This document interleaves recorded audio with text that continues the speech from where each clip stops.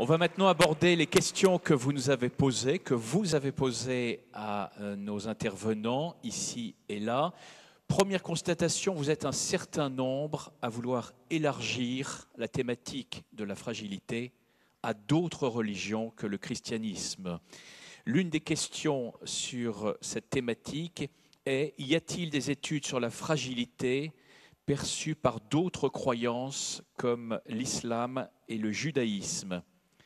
Autre question qui nous est arrivée: les fragilités dans les sociétés orientales, qu'est-ce que vous en avez, qu'est-ce que vous pourriez nous dire? Fragilité veut-elle dire pessimiste? Voilà déjà 3 questions. Est-ce que l'une et l'autre, elles ne sont pas adressées globalement à l'un d'entre vous, donc si vous souhaitez y répondre. Alors, je répète. Vous avez choisi pour un certain nombre d'entre vous d'élargir cette thématique de la fragilité à d'autres religions. Première des questions, il y en a plusieurs sur cette thématique. Y a-t-il des études sur la fragilité perçue par d'autres croyances comme l'islam et le judaïsme? Alors ça, c'est une colle. Hein.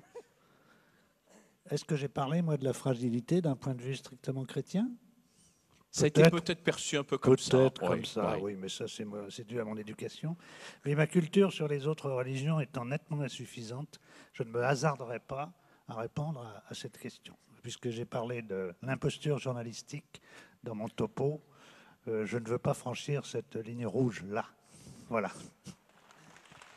Je vais passer la parole à Julia Kristeva, mais je me demande si la question est totalement pertinente, si vous voulez. En tout cas, les religions du livre, je ne connais pas les autres, je connais mal le bouddhisme, etc. En tout cas, les religions du livre, l'islam, le judaïsme et le christianisme, ont vraiment un point commun qui est tout à fait important, qui est dérivé du judaïsme, qui est l'accueil du prochain et la sollicitude du prochain et la charité.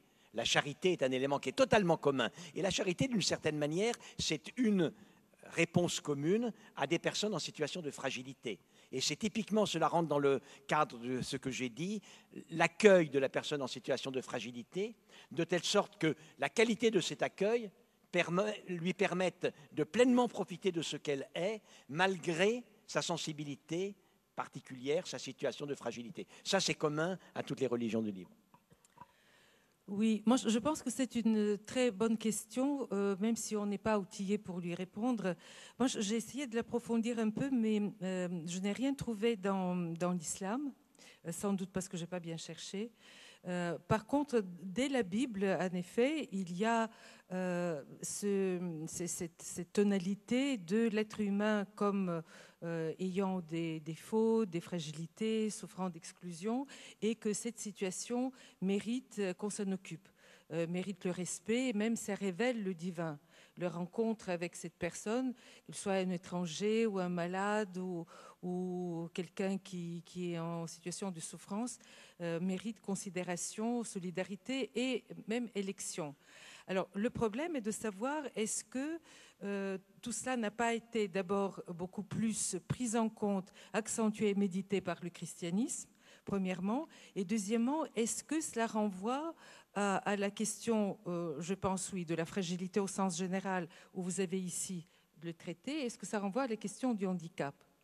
Alors, le christianisme a repris ce message de la Bible et en effet accentué par tous les ordres caritatifs de Saint François à aujourd'hui, au 15-20, etc., tout l'accompagnement et jusqu'à ce que fait l'Arche, une attention accrue aux personnes qui sont non seulement en état de fragilité, mais qui sont des handicapés. Alors je me suis demandé à partir de quand le handicapé en tant que tel a été distingué du flot général de la fragilité. Et c'est assez clair. Tous les textes évangéliques mettent, en particulier Matthieu 22, je crois que je cite dans ma lettre au président de la République, mettent l'accent sur toute forme d'exclusion, les pauvres, les malades et les étrangers. tout le monde est dans la même catégorie d'exclus parce que pas dans la norme sociale. Enfin, il n'y a pas évidemment de réflexion pourquoi, mais ça fait partie d'une catégorie générale. Et c'est un moine byzantin, Zotikos, qui s'est dit que ce n'est pas la peine d'exposer ces pauvres malheureux qui sont les aveugles, les non guérissables. Donc quand il y a une fragilité irrémédiable qu'on considère aujourd'hui comme le handicap, ce n'est pas la peine de les exposer comme faisaient les Grecs sur la place publique pour que Zeus les prenne un jour ou l'autre. Il fallait les soigner eux-mêmes. Donc on a fait une catégorie particulière, mais et au Moyen-Âge, quand on voyait qu'ils ne guérissaient pas, on ne s'en occupait plus. Et donc, c'est seulement à partir des 15-20 que ça a commencé à être pris en charge par la médecine, on va dire, globale. Et l'idée du handicap en tant que faisant partie du soin politique, c'est-à-dire de la préoccupation de la nation, ça date finalement de Diderot.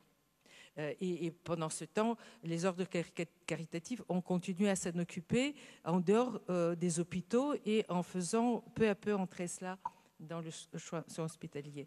Mais la distinction entre malades et handicapés est à la fois difficile à admettre et parfois est ressentie comme discriminante par rapport aux personnes handicapées et en même temps, me semble-t-il, importante pour que justement les sciences puissent cibler le handicap de manière plus précise et plus outillée. Quand je dis science, pas seulement la biologie, mais aussi les sciences humaines. Vous gardez la main, Julia Kristeva, une question qui vous est posée. Pourriez-vous nous donner les différences entre vulnérabilité, fragilité et handicap ? Moi, j'ai récusé cette notion de vulnérabilité parce qu'elle me semble renvoyer à la condition humaine, au sens où la psychanalyse nous dit nous sommes tous en état de manque et l'être humain, dans la mesure où il est situé sur un carrefour entre biologie et sens, il y a une disharmonie constante entre les deux, une hétérogénéité qui est constitutif d'un déséquilibre. Donc le manque, nous le renvoyons à ce déséquilibre. Mais ce n'est pas une tare, ce n'est pas un défaut, ce n'est pas un péché, c'est tout simplement la condition d'une existence biologique qui s'accompagne d'une dimension, on va dire, psychique ou symbolique. Et donc, dans cette hétérogénéité, il y a un déséquilibre et un équilibre qui font une fragilité. On peut l'appeler vulnérabilité ou fragilité si on veut, mais c'est la vision de l'humain.